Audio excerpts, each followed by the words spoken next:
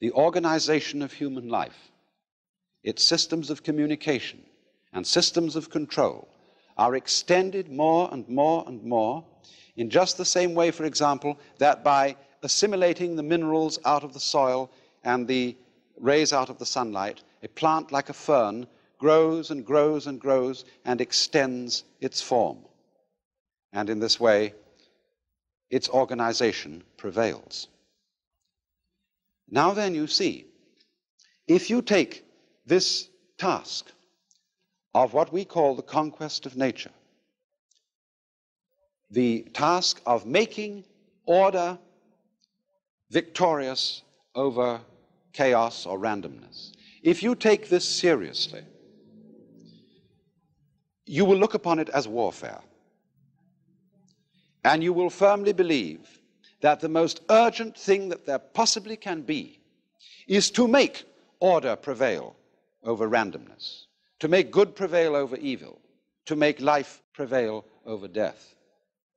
And we find that when we are in a contest of this kind, a serious warfare game of this kind, and we take it seriously, we are involved in it in a very deep and bitter sense.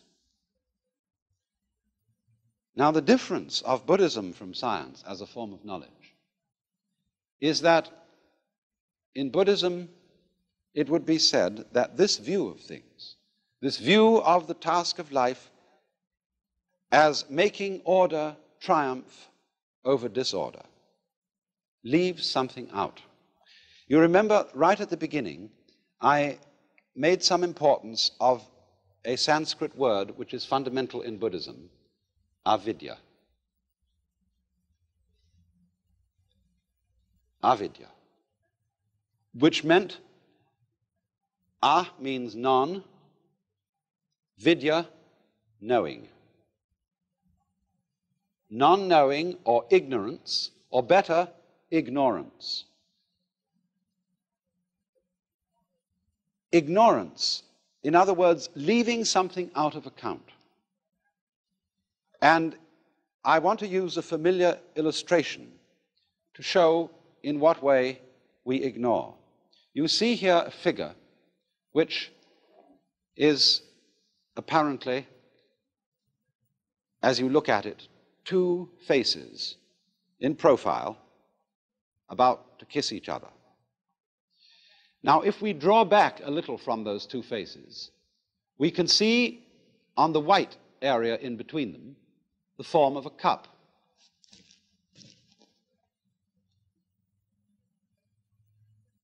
But the interesting thing about this is that as you look at it, you will either be able to see the form of the cup or the form of the two faces in profile, as it were, about to kiss each other. You can alternate them between them very rapidly, but you will not be able to see them both that way at the same time. In other words, either the white must be the background and the black the figure on the ground, or else the black must be the background and the white cup showing up on it. And so in this way, we are unable to see, really, we can think it. After a while, we can get accustomed to the idea that the figure and the ground, the black and the white, are mutually necessary to each other. In that figure that I showed you, you could say both the cup with the stem and the two faces are there. But our ideas about them, our concepts, are mutually exclusive, and we cannot see them both at the same time. And in the same way, in this figure that I drew, we either see the sawn-off stumps or the bare claws. It's difficult to see this figure both ways at the same time. And so, also, just as we see one and not the other, so we identify ourselves. After all, when you're looking at the white figure in that illustration, which is the cup, you, as it were, identify with the cup. When you look at the two faces, you identify with the profile. So in the same way, when we experience the world around us, we identify with the subject, the knower. We don't identify with what we see. But as a matter of fact, if there is nothing seen, there is no experience of a seer.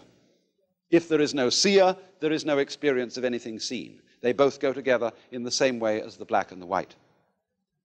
And this idea that the yes and the no, the black and the white, the inside of a class, say we draw a square as representing fundamentally the idea of class. I can't have a square which doesn't have both inside and outside. They go together. And in Buddhism, this going together is called shunya.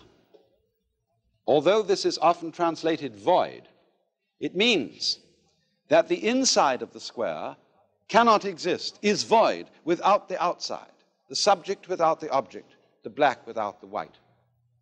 And this, of course, is represented in this fundamental Chinese figure of the yang, or the positive principle, and the yin, or the negative principle, like two fishes, constantly circulating, going round and round and round and round in the alternations of life.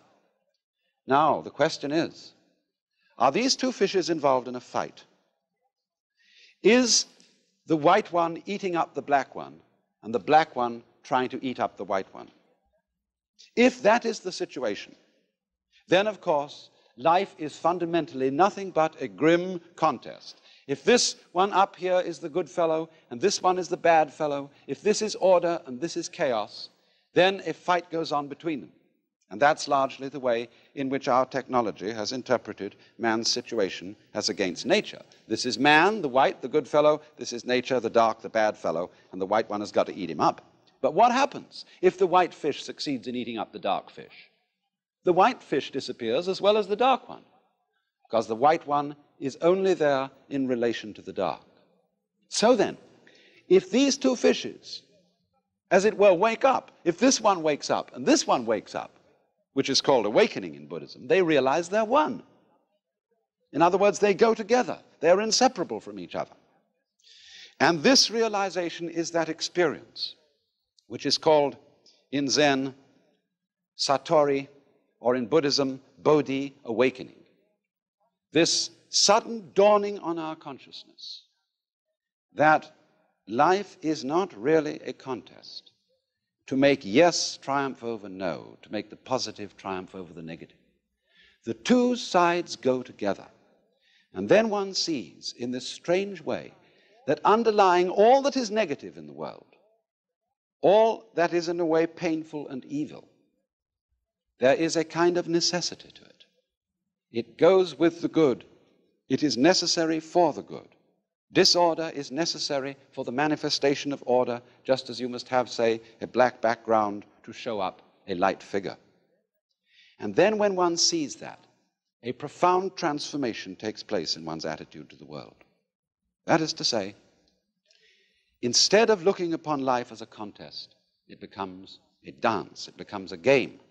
One doesn't withdraw from it, one doesn't stop living, but one goes into the game so that these revolving fishes are no longer trying to eat each other, but they're just going around dancing, having the biggest fun in the world. So then, must we